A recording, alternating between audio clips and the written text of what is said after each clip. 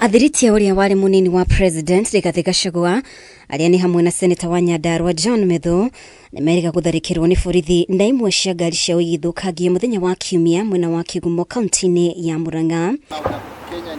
Giko kiria hihi kironekana ari thirikari irageria kuguehia mwena wa mungethaniro undu uria makumithitie na njira nene. We will not be silent as our country is auctioned. We will not bow down to intimidation. We will not allow the proliferation of fake news and propaganda to define our time.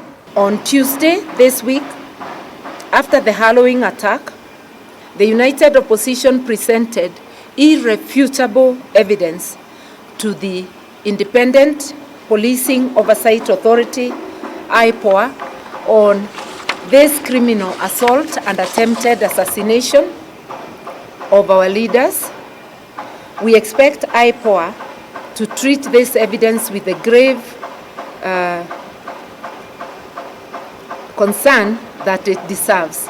Atongoretio ni mutongoria wa kiama kia PLP matharikiire atongoria aya riu marenda ruhonge rwa kunyabara mirutire ya wira ya borithi IPOA matafanie uthuthuria niguo maabithaa aria makuruhanire gieko-ini giki atashukirio kinyeria kiwatho makiuga ni mategemanitie wira wa kuigana kuri IPOA. The attempt to unlawfully take the life of a human being, regardless of ethnicity, gender or rank, ought to be condemned in the strongest terms possible.